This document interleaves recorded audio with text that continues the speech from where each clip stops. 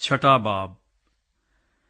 फिर खुदावंद ने मूसा से कहा, अगर किसी से ये खता हो कि वो खुदावंद का कसूर करे और अमानत या लेन देन या लूट के मामले में अपने हमसाये को फरेब दे या अपने हमसाये पर जुल्म करे या किसी खोई हुई चीज को पाकर फरेब दे और झूठी कसम भी खा ले, बस इनमें से खाह कोई बात हो जिसमें किसी शख्स से खता हो गई है, सो अगर उससे खता हुई है और वो मुजरिम ठहरा है, तो जो चीज उसने लूटी या जो चीज उसने जुल्म करके छीनी या जो चीज उसके पास अमानत थी या जो खोई हुई चीज उसे मिली या जिस चीज के बारे में उसने झूठी कसम खाई, उस चीज को वो जरूर पूरा पूरा वापस करे और असल के साथ 5वां हिस्सा भी बढ़ा कर दे। जिस दिन ये मालूम हो कि वो मुजरिम है, उसी दिन वो उसे उसके मालिक को वापस दे और अपने जुर्म की कुर्बानी खुदावंद के हजूर चढ़ाए और जितना दाम तू मुकर्रर करे उतने दाम का एक बेऐब मेंढा रेवड़ में से जुर्म की कुर्बानी के तौर पर काहिन के पास लाए। यूं काहिन उसके लिए खुदावंद के हजूर कफारा दे, तो जिस काम को करके वो मुजरिम ठहरा है उसकी उसे मुआफी मिलेगी। पूरी सोख्तनी कुर्बानियां। फिर खुदावंद ने मूसा से कहा, हारून और उसके बेटों को यूं हुक्म दे कि सोख्तनी कुर्बानी के बारे में शरा ये है कि सोख्तनी कुर्बानी मज़बे के ऊपर आतिशदान पर तमाम रात सुबह तक रहे और मज़बे की आग उस पर जलती रहे और काहिन अपना कतान का लिबास पहने और कतान के पाजामे को अपने तन पर डाले और आग ने जो सोख्तनी कुर्बानी को मज़बे पर भस्म करके राख कर दिया है, उस राख को उठाकर उसे मज़बे की एक तरफ रखे।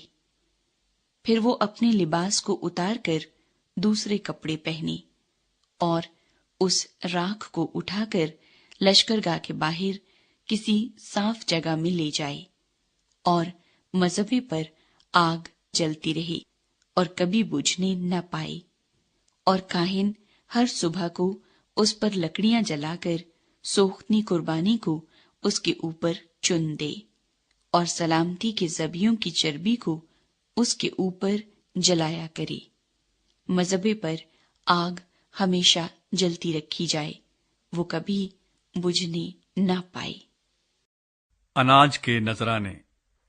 और नजर की कुर्बानी के बारे में शरा ये है कि हारून के बेटे उसे मज़बे के आगे खुदावंद के हजूर गुजराने और वो नजर की कुर्बानी में से अपनी मुट्ठी भर इस तरह निकाले कि उसमें थोड़ा सा मैदा और कुछ तेल जो उसमें पड़ा होगा और नजर की कुर्बानी का सब लुबान आ जाए, और इस यादगारी के हिस्से को मज़बे पर खुदावंद के हजूर राहत अंगेज खुशबू के तौर पर जलाए, और जो बाकी बचे उसे हारून और उसके बेटे खाएं। वो बगैर खमीर के पाक जगह में खाया जाए, यानी वो खैमाए इज्तमा के सेहन में उसे खाएं।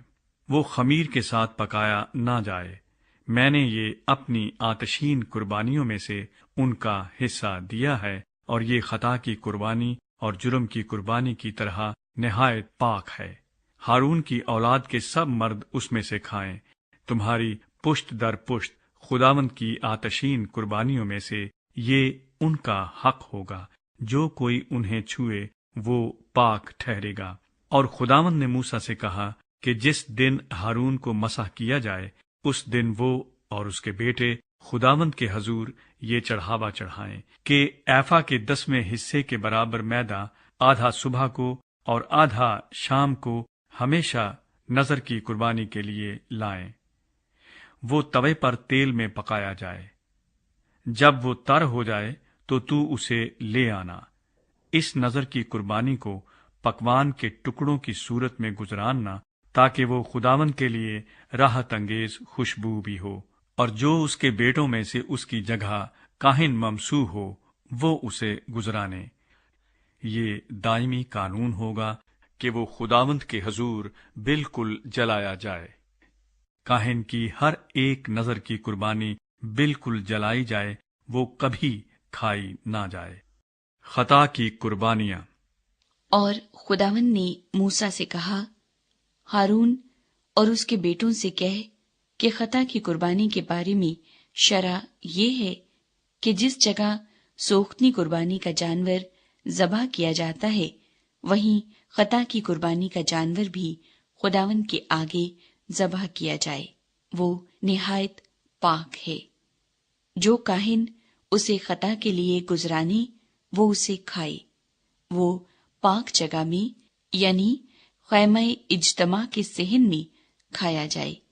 جو کچھ اس کے گوشت سے چھو جائے وہ پاک ٹھہرے گا، اور اگر کسی کپڑے پر اس کے خون کی چھینٹ پڑ جائے تو جس کپڑے پر اس کی چھینٹ پڑی ہے تو اسے کسی پاک جگہ میں دھونا، اور مٹی کا وہ برتن جس میں وہ پکایا جائے توڑ دیا جائے، پر اگر وہ پیتل کے برتن میں پکایا جائے تو اس برتن کو مانج کر پانی سے دھو لیا جائے، اور کاہنوں میں سے ہر مرد اسے کھائے، وہ نہایت پاک ہے۔